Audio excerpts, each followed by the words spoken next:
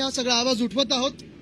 साधारणपणे गेले 2 वर्ष मुंबईवर चाललेला अत्याचार, महाराष्ट्रावर चाललेला अत्याचार आणि महाराष्ट्र लुटण्याचा कार्यक्रम या खोके सरकारने हाती घेतलेला आहे। मुंबईमध्ये धारावी रिडेव्हलपमेंट जो प्रोजेक्ट आहे, धारावीचा पुनर्विकास करणं, कोणाला ह्याचा विरोध नाहीये। आम्हाला देखील वाटतं, आम्हाला सर्वांना वाटतं की धारावीचा पुनर्विकास व्हावा, तिकडच्या लोकांना आपल्या हक्काची घरं आणि चांगली घरं व्हावीत। पण गेले 1-1.5 वर्ष आम्ही सतत पाहत आलेलो आहोत की भाजपचे जे मालक आहेत, मिंदे सरकारचे जे मालक आहेत, त्यांच्या घशात हीच जमीन नाही तर अजून मुंबई घालण्याचा प्रयत्न हे मिंदे सरकार आणि भाजप करत आहे। त्यांच्या मालकाला हात जोडून लोटांगण घातलेलं आहे। 2-3 गोष्टी मुंबईने आणि महाराष्ट्राने लक्षात घ्याव्या, आपण सर्वांनी लक्षात घ्याव्या। पहिली गोष्ट म्हणजे हा जसं टेंडर बनवलं गेलं आहे किंवा ह्याच्यात सगळे जे काही अटी शर्ती टाकलेल्या आहेत किंवा सवलती दिलेल्या आहेत, त्याच्यात पहिली गोष्ट म्हणजे मुंबईत कोणालाही टीडीआर जर विकत घ्यायचं असेल तर पहिला 40% टीडीआर हा अदानी समूहाकडूनच घ्यायला लागेल। म्हणजे मुंबईचे पैसे, मुंबईच्या महानगरपालिकेला मिळणारे पैसे किंवा हाऊसिंग डिपार्टमेंटला मिळणारे पैसे, सरकारला मिळणारे पैसे हे सगळे जाणार अदानी समूहाला।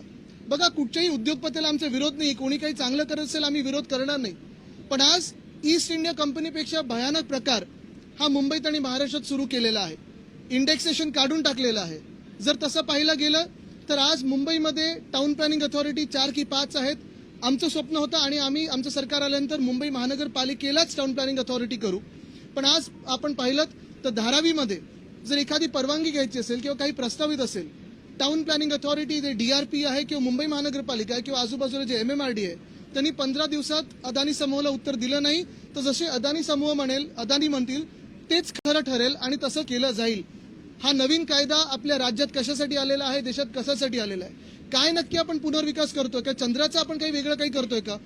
पुनर्विकास प्रकल्प मुंबईभरात आणि देशभरात अनेक सुरू आहेत, पण कोणालाही अशा सवलती मिळाल्या नाहीत।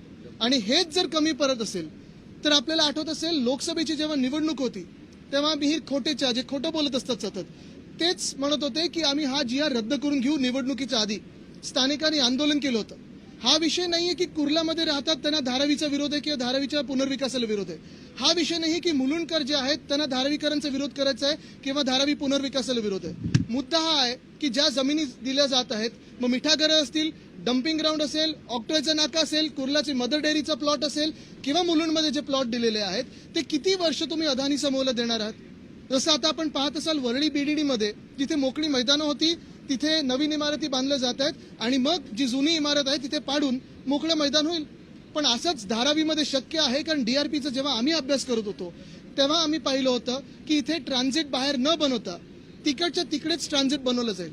बरं, भीती ही देखील आहे, आम्ही शिवसेना उद्धव बाळासाहेब ठाकरे पक्ष असेल, काँग्रेस पक्ष असेल, राष्ट्रवादी काँग्रेस, शरदचंद्र पवार साहेबांचा पक्ष असेल, ह्या सगळ्यांनीच आणि वर्षाताई असतील किंवा अनिल देसाई साहेब असतील, आम्ही सगळ्यांनी हा विषय घेतलेला आहे की आज पण भीती आहे की जवळपास 1 लाख परिवारांना धारावीमध्ये अपात्र ठरवलं जाईल। मग नक्की हा विकास कोणाचा होतोय? हा विकास अदानी समूहाचा होतोय की हा विकास धारावीचा होतोय? हे आपण लक्षात घेणं गरजेचं आहे। आणि म्हणून आमची मागणी हीच आहे की GR रद्द करावे आणि मुंबईच्या हिताचे GR आणावे। गुजरातचं जे आक्रमण आहे महाराष्ट्रावर, जे सगळी लूट चाललेली आहे, मुंबईत तोडू नाही शकत म्हणून अदानी समूहाच्या घशात घालायची हे आम्ही कदापि मान्य करणार नाही। आणि आमचं सरकार येणारच आहे 3 महिन्यात आल्यानंतर हा विकास तर आम्ही करूच, पण कोणाचाही उलटसुलट फायदा न करू देता मुंबईचा आणि महाराष्ट्राचा विकास कसा होईल, धारावीचा विकास कसा होईल त्याच्यावर लक्ष केंद्रित करून आम्ही विकास करू। धन्यवाद।